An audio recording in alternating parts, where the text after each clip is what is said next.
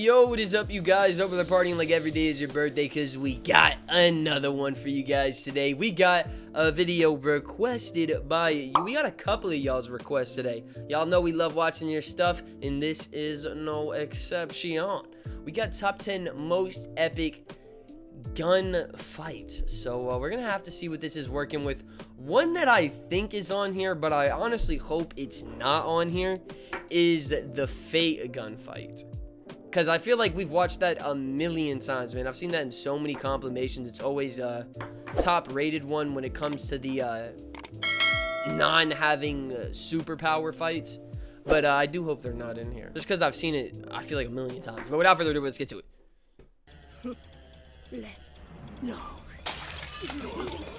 Let's roll.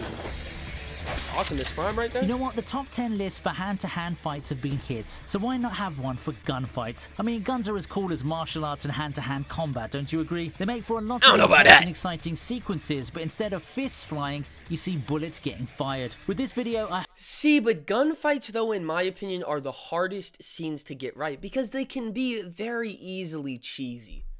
You know what I mean? Because when you have people only fighting with guns, the only thing they can do is really dodge bullets. I know that might sound stupid, but I think it's harder to get good choreography when it comes to gunfights than fist fights. Because you could throw good hits, good blocks, and stuff like that, but you can't block a bullet. You know what I mean? You could really only dodge it at the end of the day. I mean, unless you're a superhuman or some shit. So I do think there can be really good gunfights, but I think a lot of them are really just cheesy. I hope you'll appreciate gunfights just as much. Maybe we will more after this video. Shootouts are every bit just as exciting as the more physically oriented fights you've been treated to with anime's cream of the crop. Now, without further ado, let's get the show rolling.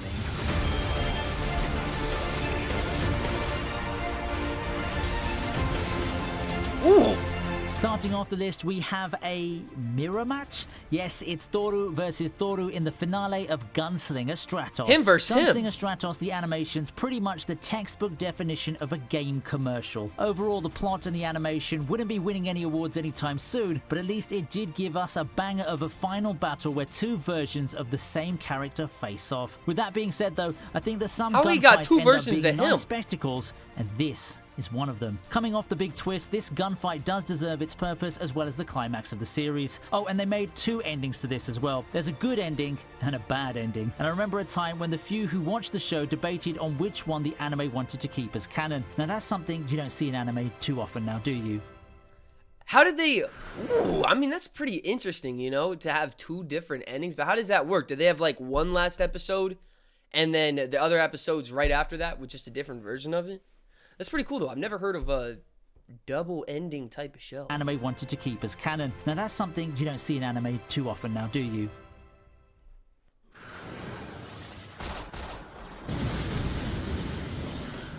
Gungrave. That dude look like he gonna put you in the grave. Now, with a title like Gungrave, you'd probably expect a lot of cool shootouts. Well, this title doesn't disappoint, and it brings us to our next entry on the list. Grave vs. Bungie starts off you gotta work on that aim. shooters that you've played in the 2000s. Meeting in an empty lobby, the two begin letting the bullets fly while chasing each other to the beat of kick-ass music. In a way, it kind of reminds me of those Western films with a lot of bullet time and flying around by both combatants. Flashbacks of stuff like Max Payne, anyone? Some people may find the art style kind of dated, but if you can look past that, this encounter is a gunfight to remember. I'm sorry, bro. Was dude missing right there? Anyone? Some people may find the art style kind of dated, but if you can look you gotta work on that aim. This encounter is a gunfight to remember.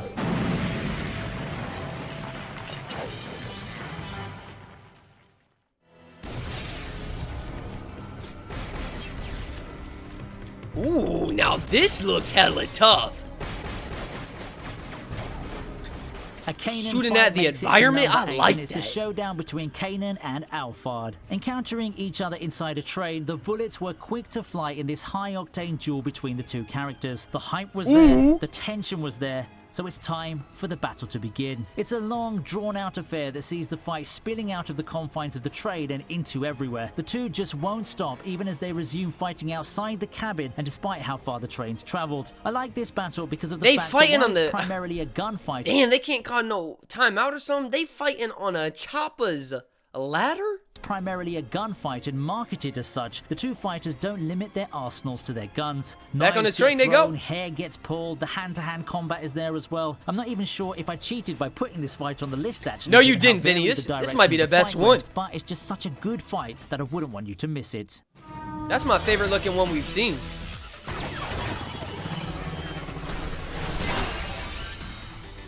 Speaking of gunfights that aren't really direct shootouts, one of the most hyped up fights in Mahouka makes its entry on this list. The opening video itself makes this out to be the fight of destiny in the series' first half, and for me, it didn't disappoint. Before this episode, we saw a lot of build-up for Masaki's dangerous blood magic, but since lethal magic's prohibited in the tournament, a lot of viewers were instead left to wonder what tricks Masaki has in his sleeves. A lot of acrobatics in display from Tatsuya as the two leaders of their respective teams square off. You can't help but feel that was kind kinda of swift. angles and how they show the speed at which everything happens. Just as quick as Masaki makes those magic circles, Tatsuya shoots them down while rolling and flipping in the air. That's It's a not good way to direct practice. gunfight, but it's every bit as satisfying. I also find it neat that this fight ends not with a gunshot, but with the finger snap of doom. Sasuga Onisama indeed. Wait, that was two people fighting with each other? Oh, I thought they were just target practicing.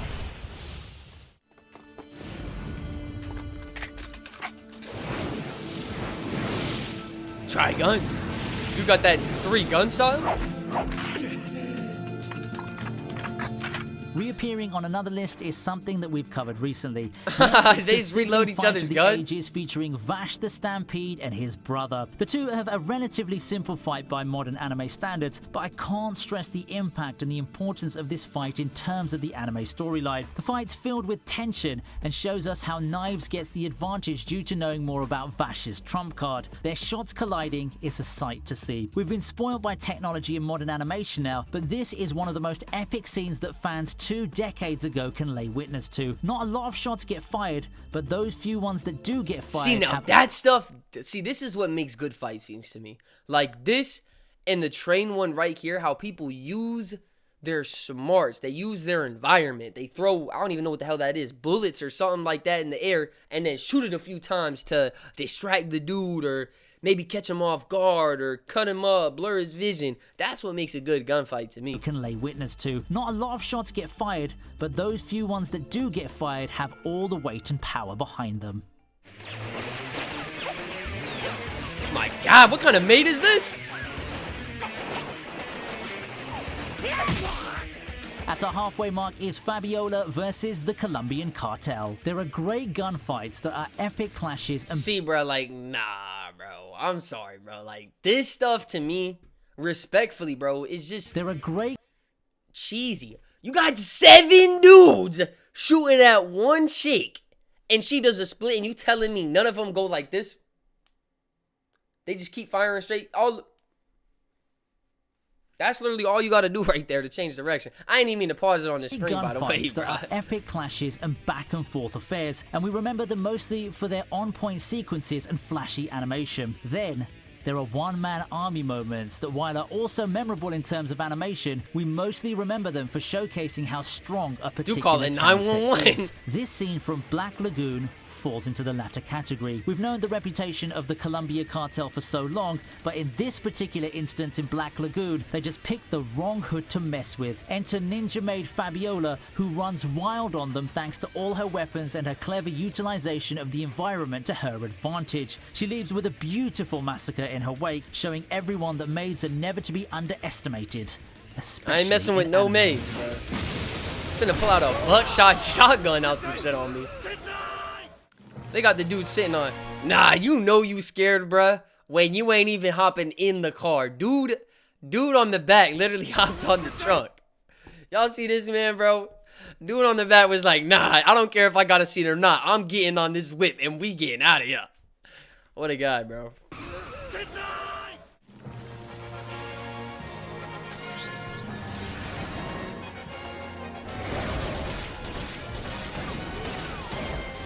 Lagoon Ballot taking on Dimsdale Boiled in Mardock Scramble, the third exhaust, is a joy to watch. Nothing really pleases action enthusiasts more than a nice shootout with all the build-up and tension before the blow-off. The fight's drawn out and features a lot of great cuts and details that will leave you amazed and at the edge of your seats. The sci-fi setting just adds to the sequence, and I really like just how smooth and sleek everything looks. I think that some people might find the color overlay a bit distracting for this sequence, but I think that it's not that much of a big deal. I'm more concerned with how not a lot of people know this series of movies. I mean, it's a shame really. You should definitely give it a try. The second good news is that this is not the last cinematic entry that we'll be seeing on this list. Stay tuned for more. Oh yeah, I was about to say, those gotta hit. Hey, Cowboy Bebop!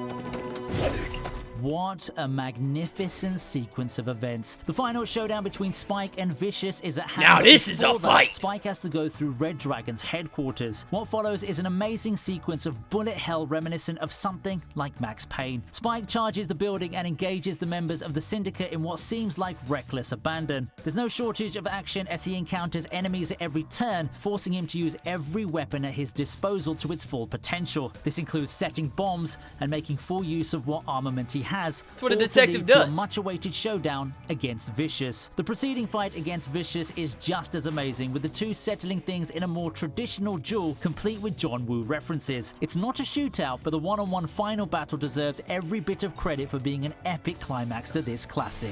I thought they were gonna use each other's weapons for a second right there. They just said, you know what? You can have this back. I don't want your trash ass sword. An epic climax to this classic. Hey, gun gonna beat sword though.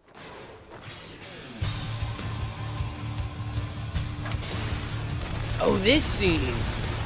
Ah, the magnum opus of Shaft cinematic fights. I think that it's safe to say that this fight is the fight that represents the peak of Madoka Magica in terms of animation. Taking place in the third movie, fans finally got the battle they never got in the series proper, pitting Homura's entire arsenal of weapons against Mami's magical muskets. The two go at each other with blitzing speed as they fly from building to building in their fight. Sparks fly and bullets spray in the two's bid to shoot each other down, with one rare pause in the battle giving us one of the most iconic shots in the series, where the two point at each other with all of those bullet lines in the foreground. Madoka Magica might not be a series known for its fights more than its themes and symbolism. Damn, they hit everything but each other, bro. That out. You telling me you took down the whole entire... They took down the whole... Can we pause? They took down the whole entire complex before they hit one bullet on each other? That's crazy. Watching this fight won't be able to figure that out.